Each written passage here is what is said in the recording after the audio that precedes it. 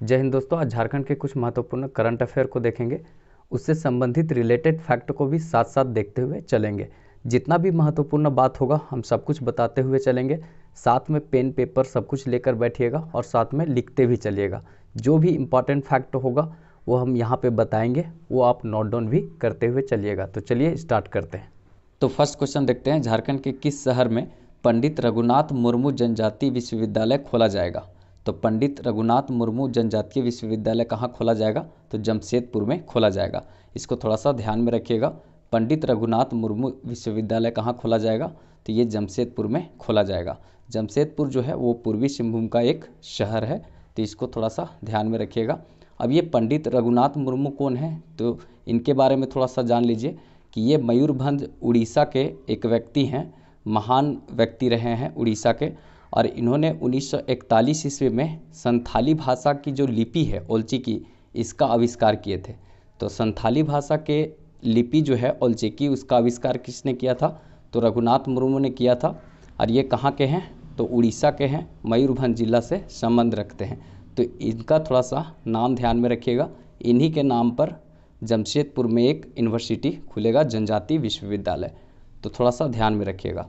अब यहाँ पे बात आया जमशेदपुर का, तो जमशेदपुर जो है वो स्वर्ण रेखा और खरकई नदी के संगम पर स्थित एक पूर्वी सिंहभूम का एक शहर है और दलमा वन्यजीव अभ्यारण्य यहीं पर है। 1976 में इसका स्थापना हुआ था। 1992 ईस्वी में हाथी प्रोजेक्ट की शुरुआत दलमा वन्यजीव अभ्यारण्य से ही हुआ था और विश्व विरासत जो है हाथी को 2010 में घोषित किया गया था। 12 अगस्त को हाथी दिवस मनाया जाता है। ये सब याद रखिएगा क्योंकि एलिफेंट जो है वो राजकीय एनिमल है किसका? झारखंड का। तो थोड़ा सा ध्यान में रखना है। अब यहाँ पे बात आता है जमशेदपुर का, तो टिस्को को भी क्यों छोड़े? टिस्को जो है उसकी स्थापना 1907 ईस्वी में हुआ था। ये आधुनिकतम उद्योग है झारखंड का। पूरा भारत का भी सबसे आधुनिकतम लौह इस्पात उद्योग बोला जाता है टिस्को को। 1907 में स्थापना हुआ था और 1911 में ये प्रोडक्शन चालू किया था। ठीक है, तो इसको थोड़ा सा ध्यान में रखिएगा। गोलमुड़ी जो क्षेत्र है वो जमशेदपुर के ही क्षेत्र में पड़ता है और ये औद्योगिक क्षेत्र है। तो कभी कभी पूछ देता है गोलमुड़ी कहाँ है, तो ये यहीं पर है जमशेदपुर में। यूरेनियम कारखाना कहाँ है? तो मतलब यूरेनियम से संबंधित उद्योग कहाँ पे है इसका? तो यूरेनियम जो है वो जादूगोड़ा में पाया जाता है। देखिए, जादूगोड़ा और जलगोड़ा दो अलग अलग शहर है। जादूगोड़ा जो है वो यूरेनियम के लिए जाना जाता है और जलगोड़ा जो है वो धनबाद के क्षेत्र में है। तो थोड़ा ध्यान में रखिएगा। और तांबा के लिए फेमस है कौन? तो घाटशिला तांबा के लिए फेमस है। तो ये सभी बात जो हम बोले वो सब पूर्वी सिंहभूम जमशेदपुर से संबंधित है। अब यहाँ पे बात आया विश्वविद्यालय का तो कुछ विद्यालय जो चर्चे में है उसको देख लेते हैं। जैसे महिला विश्वविद्यालय कहाँ खोलने की बात कही गई है? तो जमशेदपुर में। पहला राज्य का महिला विश्वविद्यालय खुलेगा जमशेदपुर में। पहला इंजीनियरिंग कॉलेज जो खुलेगा वो रामगढ़ में खुलेगा। पहला इंजीनियरिंग कॉलेज रामगढ़ में खुलेगा। फिर उसके बाद रांची महाविद्यालय जो था 1926 ईस्वी में स्थापना हुआ था, उसको अपग्रेड करके श्यामा प्रसाद मुखर्जी विश्वविद्यालय कर दिया गया। पहले रांची महाविद्यालय था, उसको अब श्यामा प्रसाद मुखर्जी विश्वविद्यालय कर दिया गया है। मतलब महाविद्यालय को विश्वविद्यालय बना दिया गया। इसी तरह से ISM धनबाद 1926 में इसका स्थापना हुआ था, इसको अपग्रेड करके 2016 में IIT का दर्जा दे दिया गया है। तो इसको ध्यान में रखिएगा। विनोबा भावे यूनिवर्सिटी आप लोग जानते होंगे, जो रांची विश्वविद्यालय से अलग होकर बना था, तो वो उससे फिर अलग होकर विनोबा भावे 1992 में बना था। इससे अलग होकर फिर कोलांचल विश्वविद्यालय धनबाद बना, विनोद बिहारी महतो कोलांचल विश्वविद्यालय धनबाद। तो इसको थोड़ा सा दिमाग में रखना है कि विनोद बिहारी महतो कोलांचल विश्वविद्यालय किससे कटा? तो ये विनोबा भावे यूनिवर्सिटी से कटा है। जैन विश्वविद्यालय कहाँ बना है? तो जैन विश्वविद्यालय जो है वो एक प्राइवेट विश्वविद्यालय है। ठीक है, निजी क्षेत्र का विश्वविद्यालय है और ये जमशेदपुर में ही बना है। और NIT जो है जमशेदपुर, ये पहला देश का इंजीनियरिंग कॉलेज है जो इंजीनियरिंग बच्चों को करवाएगा हिंदी में। ठीक है, NIT जो है जमशेदपुर पहला ऐसा देश का कॉलेज है जो इंजीनियरिंग करवाएगा हिंदी में। जिस तरह से मध्य प्रदेश जो है वो पहला ऐसा मेडिकल सेक्टर में का पढ़ाई जो है वो हिंदी में करवाएगा, मेडिकल सेक्टर का पढ़ाई हिंदी में करवाने वाला पहला हो जाएगा मध्य प्रदेश। उसी तरह झारखंड में NIT जमशेदपुर जो है वो क्या करवाएगा? तो वो यहाँ पे पढ़ाई जो है हिंदी में करवाएगा। तो थोड़ा सा इसको भी ध्यान में रखिएगा क्योंकि ये जितना भी बात बताएं वो बहुत इंपॉर्टेंट है प्रतियोगी परीक्षाओं के लिए, थोड़ा सा इसको ध्यान में रखिएगा। नेक्स्ट क्वेश्चन देखते हैं, विचारों के 11 अध्याय पुस्तक के लेखक कौन है? विचारों के 11 अध्याय पुस्तक के लेखक कौन है? रविंद्रनाथ महतो। रविंद्रनाथ महतो कौन है? विधानसभा अध्यक्ष हैं, झारखंड विधानसभा अध्यक्ष जो हैं वो रविंद्रनाथ महतो हैं। तो इन्होंने ही लिखा है विचारों के 11 अध्याय। तो इसको थोड़ा सा ध्यान में रखिएगा, क्योंकि झारखंड विधानसभा के अध्यक्ष हैं तो पुस्तक बहुत महत्वपूर्ण होगा। ठीक है, विचारों के 11 अध्याय पुस्तक के लेखक कौन है? रविंद्रनाथ महतो। ठीक है, विधानसभा अध्यक्ष। अब यहाँ पे कुछ पुस्तक का बात आया तो कुछ पुस्तक देख लेते हैं। जैसे एक पुस्तक बहुत फेमस रहता है झारखंड में, the legend of Birsa Munda. The legend of Birsa Munda किसके द्वारा लिखा गया है? तुहिन ए सिन्हा के द्वारा। बहुत फेमस लेखिका हैं ये, तुहिन ए सिन्हा। तो इन्होंने लिखा है द लीजेंड ऑफ बिरसा मुंडा, बहुत फेमस पुस्तक है, इसको गांठ बांध लीजिएगा, बहुत इंपॉर्टेंट होगा। इसी तरह से सरयू राय जो पूर्वी सिंहभूम से विधानसभा विधायक हैं ये, ठीक है, पूर्वी सिंहभूम के क्षेत्र से आते हैं। तो इन्होंने लिखा है लम्हों की खता। लम्हों की खता जो है सरयू राय की पुस्तक है, तो इसको भी थोड़ा दिमाग में रखिएगा। इसी तरह से एक बहुत फेमस पुस्तक है डार्क हॉर्स। डार्क हॉर्स जो है नीलोत्पल मिलनाल का पुस्तक है, संथाली भाषा से संबंध रखते हैं नीलोत्पल मिलनाल, और ये डार्क हॉर्स लिखे हैं। तो इनका भी थोड़ा सा नाम दिमाग में रखना है। ठीक है, इसी तरह से love at the rate Facebook, ये निकिता सिंह लिखी है। Love at the rate Facebook, ये एक बार एग्जाम में पूछा भी है, तो हम इसीलिए इस पुस्तक को यहाँ लिखे हैं। Love at the rate Facebook, ये निकिता सिंह लिखी है, तो इसको भी थोड़ा सा दिमाग में रखना है।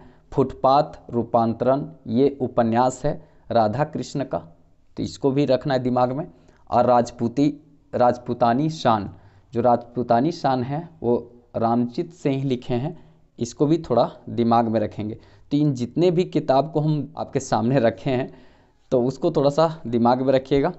इसी तरह से है श्रीपति टुडू। श्रीपति टुडू क्या किए थे? संथाली भाषा में संविधान का अनुवाद कर दिए। तो ये बहुत आसान हो गया संथाली भाषा के लोगों को, जो आसानी से संविधान को पढ़ सकते हैं। तो संविधान की भाषा में जो है, मतलब संविधान को संथाली भाषा में अनुवाद करने का काम श्रीपति टुडू ने किया है, और ये पश्चिम बंगाल से संबंधित हैं। तो इसको भी थोड़ा सा ध्यान में रखिएगा। इन जितने बातों को हम यहाँ पे रखने का प्रयास किए हैं वो सब कहीं ना कहीं एग्जाम में पूछा गया है और पूछे जाने की संभावना बनता है, इसीलिए हम बता रहे हैं। बस आप एक बार चीज़ों को बहुत अच्छा से समझ लीजिएगा और नोट डाउन भी करते चलिएगा, साथ साथ में लिखते भी चलिएगा। जितना भी इम्पॉर्टेंट बात है वो सब लिखते चलिएगा, कहीं ना कहीं आपका काम ही देगा। चाहे जेपीएससी हो, जेएसएससी हो, सीजीएल हो, जो भी हो, सब में काम देगा। और अगर अच्छा लगे तो आप लोग थोड़ा सपोर्ट कीजिए चैनल को, नया नया चैनल है, आप लोग का सपोर्ट अगर मिलेगा तो हम इसी तरह का बहुत सारा वीडियो लाएंगे और पूरा जनरल स्टडी और करंट अफेयर को एक साथ मर्ज करके ऐसा बताएंगे कि दोनों आप लोग का क्लियर हो जाएगा। बस थोड़ा सपोर्ट कीजिए, अच्छा लगे तो एक लाइक भी कर दीजिए, और थोड़ा चैनल को अगर नहीं सब्सक्राइब किए हैं तो कर भी लीजिएगा, क्योंकि अगर आप लोग का सपोर्ट मिलता है, आप लोग का अगर प्यार मिलता है तो हम लोग को बहुत अच्छा काम करने का इंटरेस्ट जगता है। बस आप लोग का थोड़ा सहयोग चाहिए, थोड़ा दोस्तों को शेयर कीजिए, जो ज़रूरतमंद है उनको उन तक कम से कम शेयर कर दीजिए, जिससे कि हम लोग का एक एनर्जी मिल सके। तो चलिए फिर नेक्स्ट क्वेश्चन देखते हैं। नेक्स्ट क्वेश्चन है, 12 दिनों तक चली लोहरदग्गा और लातेहार के जंगल में नक्सल विरोधी अभियान को क्या नाम दिया गया है?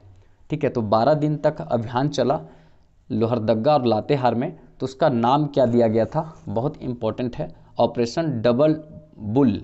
ठीक है, ऑपरेशन डबल बुल, ये नाम दिया गया था ऑपरेशन को। 12 दिन तक चला था लोहरदग्गा और लातेहार के जंगलों में।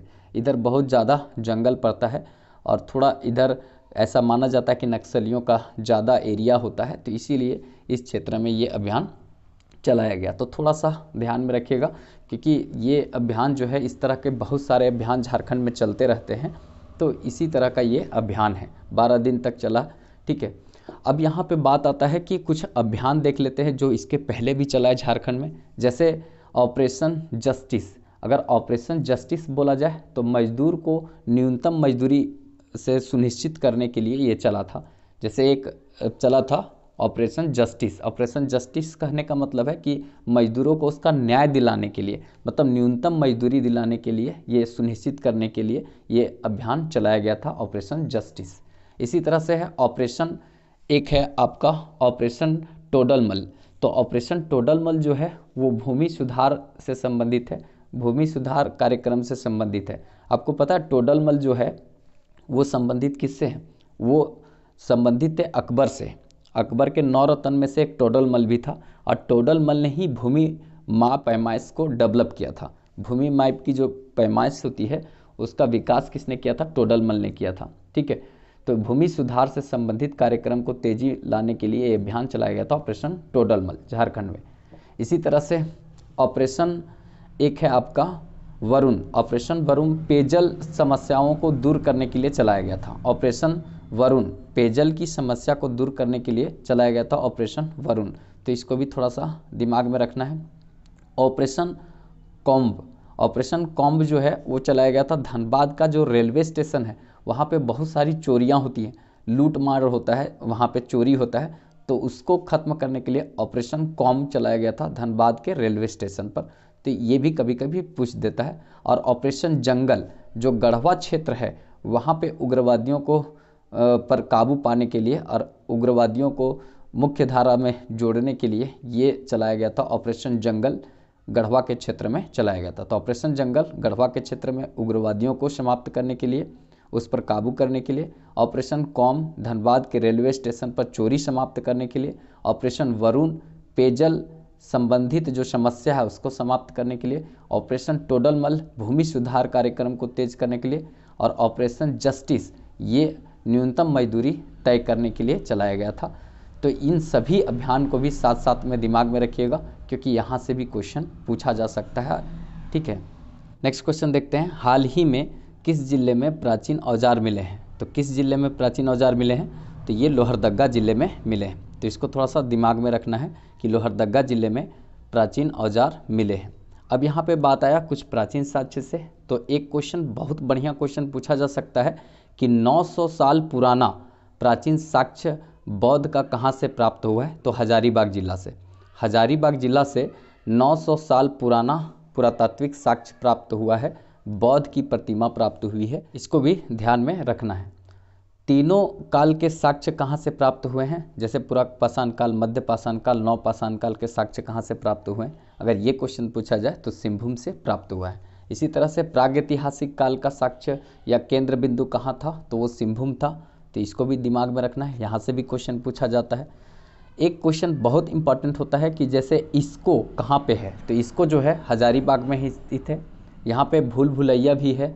अंतरिक्ष में मानव सफ़र कर रहा है उसका भी प्रमाण यहाँ से मिला है।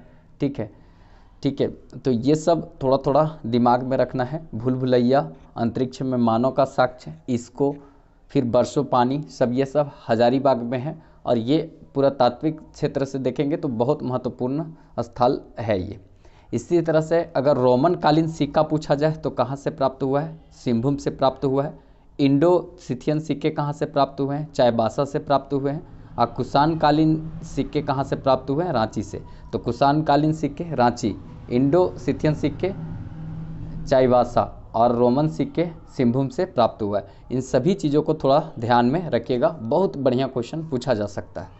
नेक्स्ट क्वेश्चन देखते हैं। झारखंड के किस विश्वविद्यालय में छात्रों को कौन सी विदेशी भाषा सिखाई जाएगी? तो जापानी भाषा सिखाई जाएगी। रांची विश्वविद्यालय में जो छात्र हैं उनको जापानी भाषा की शिक्षा दी जाएगी।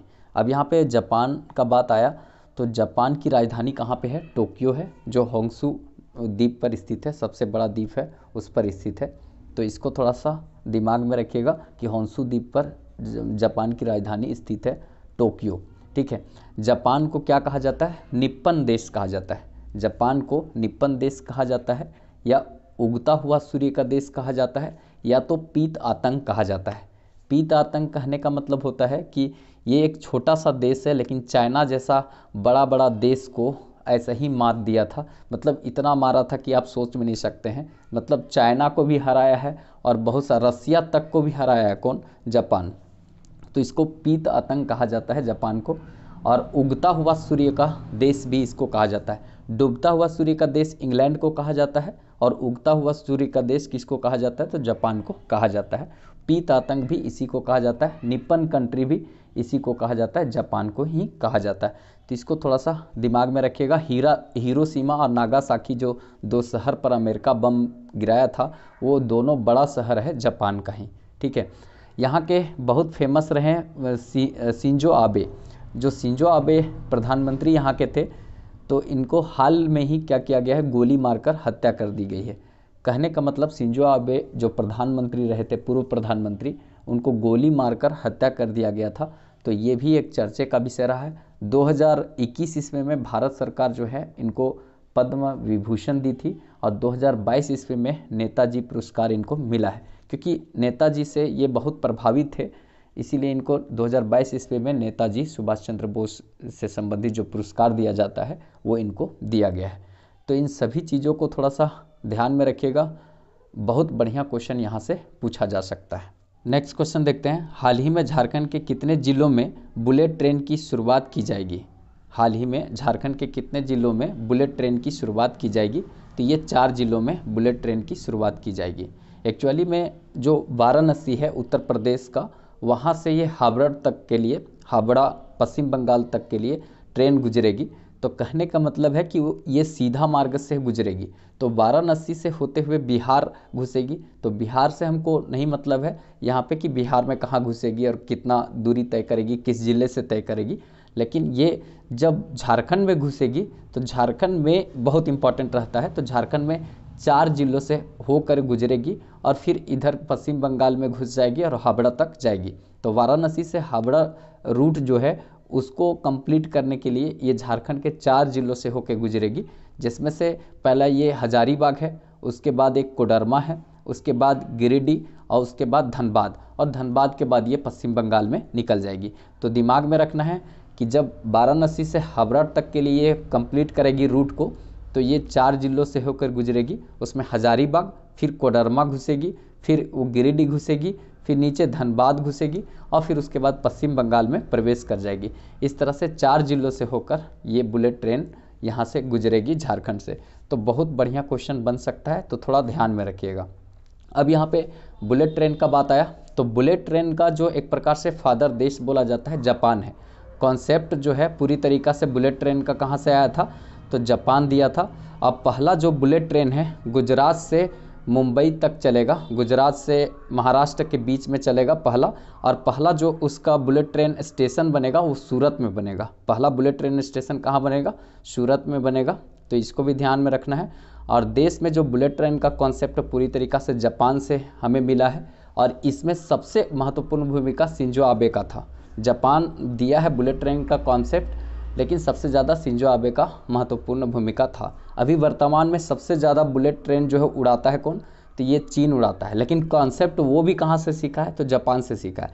जापान बुलेट ट्रेन का कॉन्सेप्ट लाया था, लेकिन इस सीख कर चाइना सबसे ज़्यादा बुलेट ट्रेन अभी चला रहा है। चाइना जापान से भी ज़्यादा चाइना बुलेट ट्रेन चला रहा है। अब भारत जो है अभी नहीं चला रहा है, लेकिन भारत इसके ऊपर में कार्य कर रहा है। अब देखिए कब तक चलता है, लेकिन सूरत में पहला बुलेट ट्रेन का स्टेशन बनेगा। तो इन सभी बातों को थोड़ा ध्यान में रखिएगा। बहुत अच्छा यहाँ से क्वेश्चन बन सकता है। थोड़ा आप लोग सपोर्ट कीजिए, अगर आप लोग का प्यार सपोर्ट मिलेगा तो हम इससे भी अच्छा वीडियो लाने का प्रयास करेंगे। बस थोड़ा आप लोग का साथ की ज़रूरत है। और आप चाहते हैं कि इसी तरह का कंटेंट मिले और इस तरह का रिलेट करके बताया जाए, तो आप मतलब कमेंट कीजिए। अगर अच्छा लगे तो लाइक कीजिए, थोड़ा सपोर्ट कीजिए, हम लोग का हौसला बढ़ाइए, क्योंकि मेरा टीम बहुत अच्छा काम करने के लिए रेडी है, लेकिन आप लोग का सपोर्ट बहुत अच्छा नहीं मिल रहा है, जिसके कारण टीम काम नहीं कर पा रही। थोड़ा आप लोग सपोर्ट कीजिए। अच्छा लगे तो चैनल सब्सक्राइब कर लीजिएगा, वो रेड वाला बटन को दबाकर चैनल सब्सक्राइब कर लीजिएगा। और थोड़ा जो ज़रूरतमंद लोग हैं, जिनको ज़रूरत है, अपने दोस्तों में शेयर भी किया कीजिएगा, जिससे हम लोग का हौसला बढ़ेगा। तो हम इसी तरह का वीडियो आप लोग के सामने लाते रहेंगे। तो चलिए फिर मिलेंगे नेक्स्ट वीडियो में, तब तक के लिए जय हिंद।